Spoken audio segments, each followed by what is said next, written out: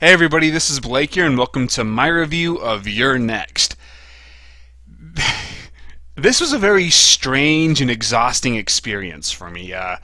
Usually when I watch a movie, I know whether it was good or bad, or even if it was more bad than good, I could usually decide whether I enjoyed it enough to make the badness worth it.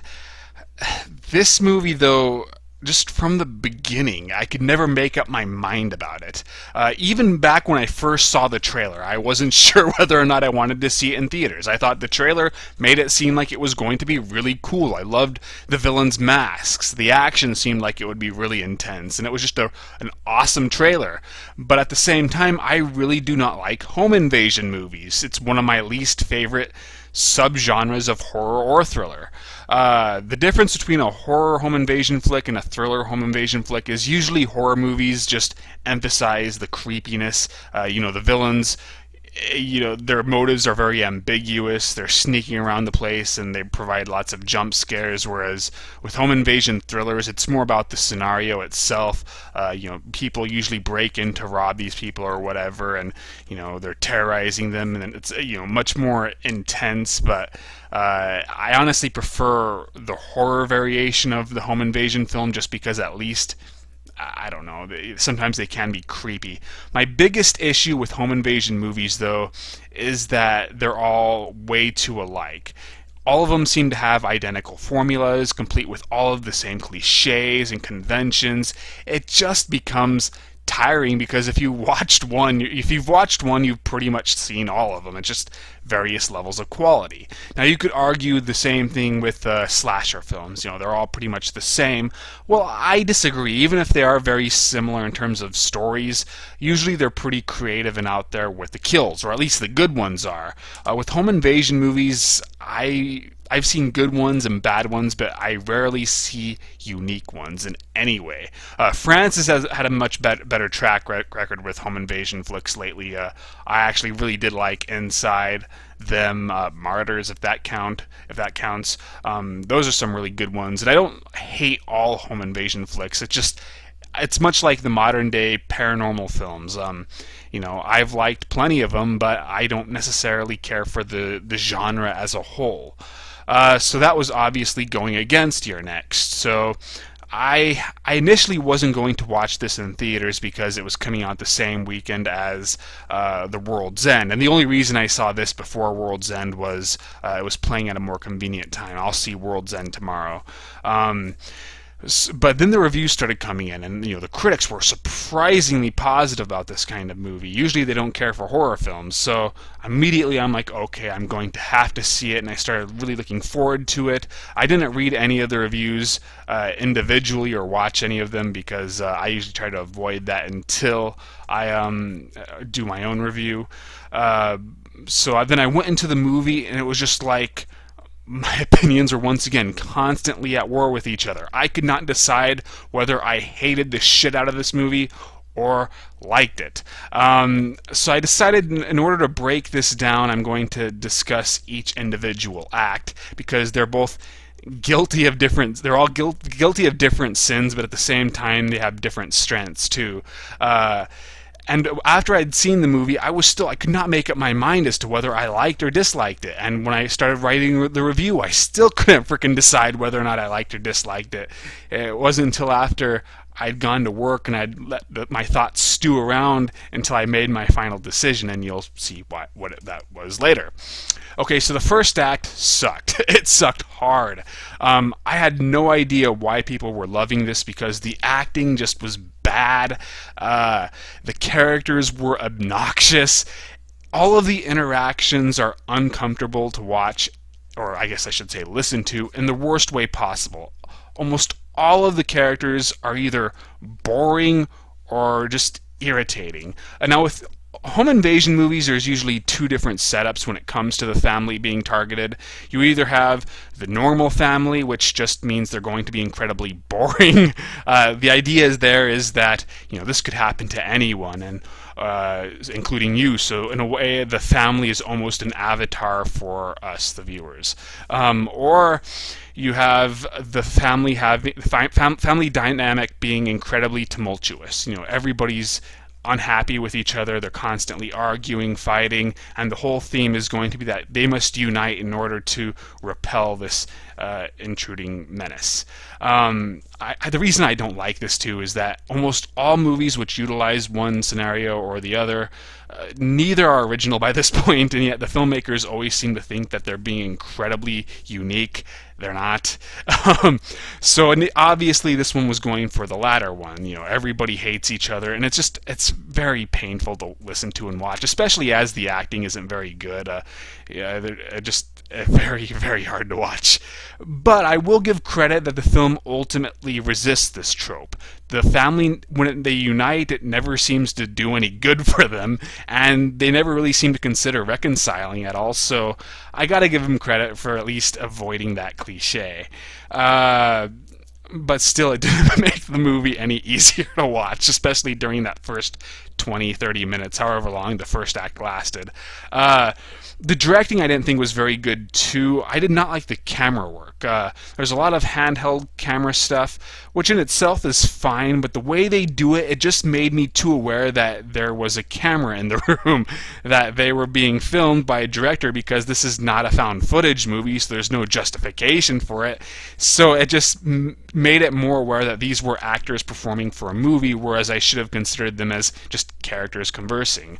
So that's very problematic. I usually don't see that kind of flaw in any kind of film, from theatrical releases to direct-to-DVD movies, so at least Your Next is giving me something new to complain about.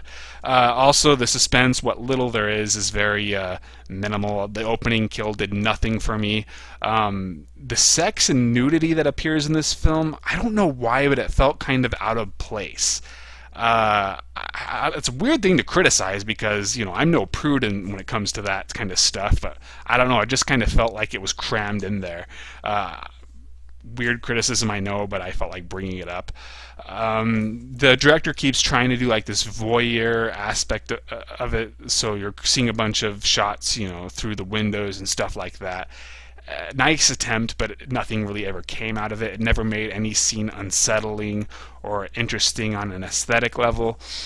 So yeah, I did not like the first act of this film, but once the second act picks up, then alright, this is when the action comes around, and now I'm thinking, you know, I might hate watching the characters bicker and argue, but I'd probably much like watching them more under the threat of death. Unfortunately, I was wrong. They become worse. I hated them even more.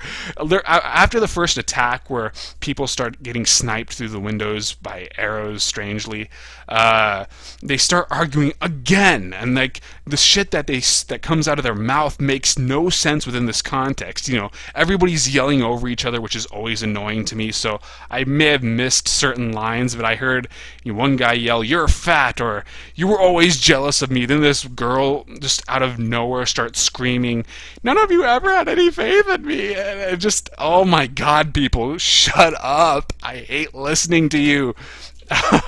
But now this is when some of the good stuff comes in. First off, I thought most of the action sequences were pretty intense. The director steps up his game.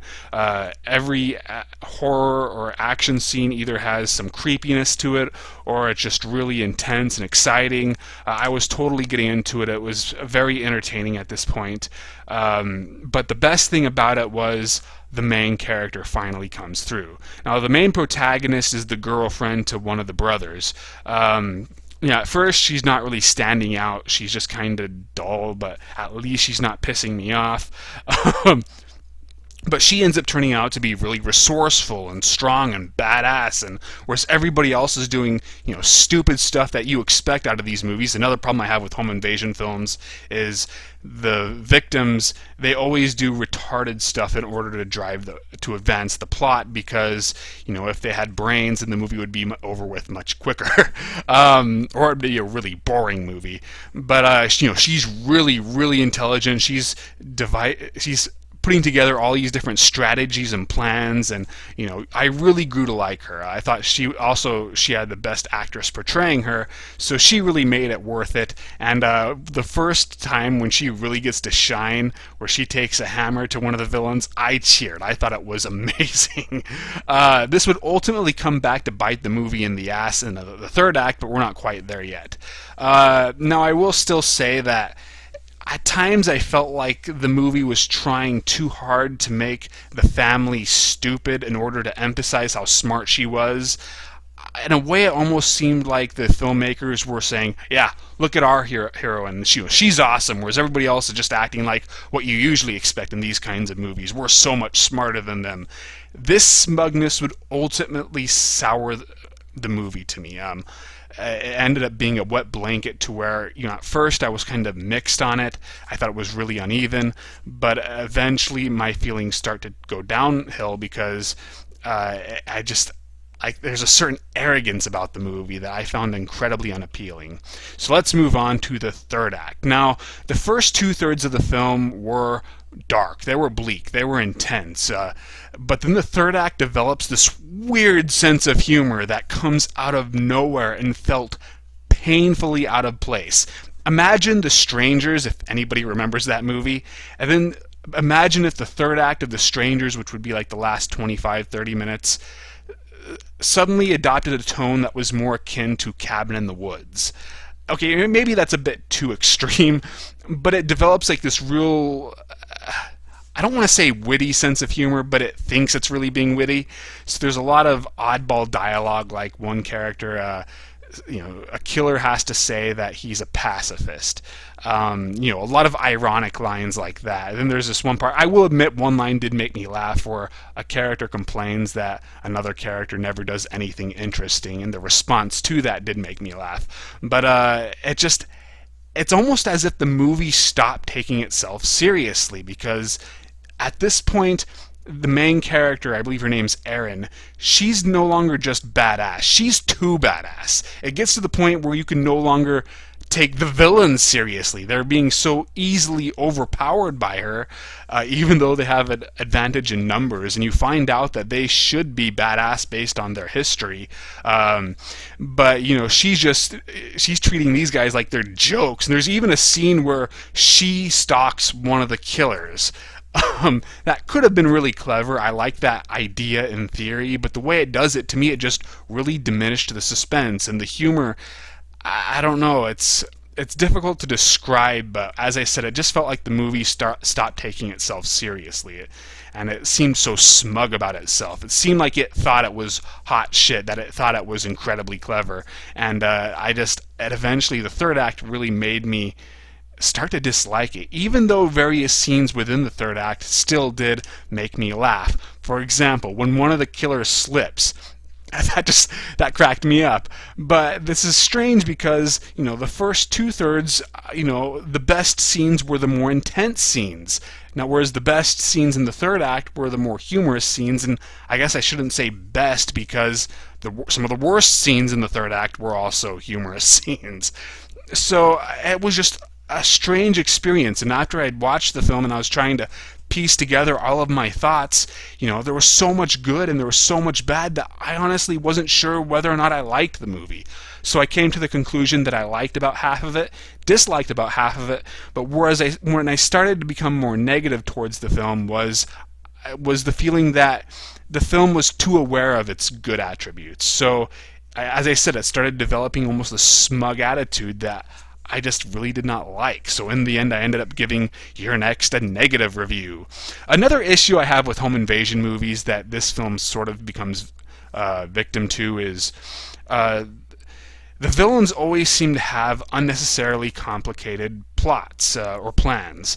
The reason for this is in order to trick the casual viewer into thinking that it's smarter than it really is.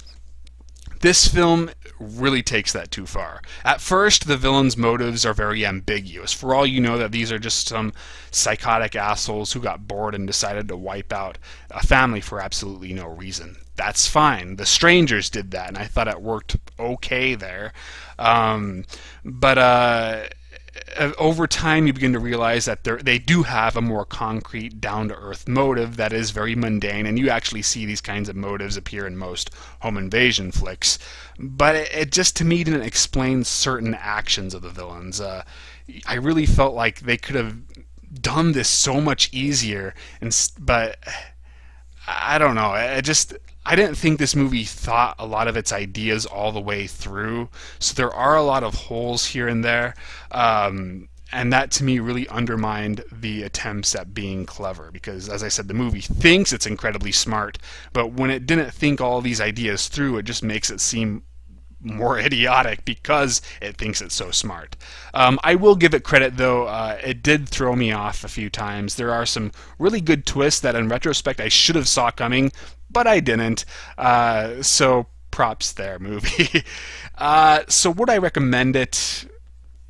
Honestly, if you're interested, I would personally just wait till it comes out on DVD or Blu-ray. I don't think this is good enough to watch in theaters. If you're not interested, then definitely don't see it in theaters. I don't even know if it's worth watching on DVD or Blu-ray. If you don't really care, but you're a horror fan, if you have like Netflix or something, and when it comes out there, I'd maybe bump it on the list. But otherwise, I wouldn't bother. But then again, so many people have loved this movie that maybe I'm not the best person to be listening to here. So maybe you should check out other people's reviews if you're on the fence and just get a fuller picture than what I am presenting. I did do a written review, so please read that. I also did a written review of When a Stranger Calls, the remake. Please read that too, and a Korean epic film called War of the Arrows. Also watch my review of The Uncanny Valley if you have not done that yet. Follow me on Twitter, and I believe that is it. I'll see you guys, well, probably tomorrow when I review The World's End.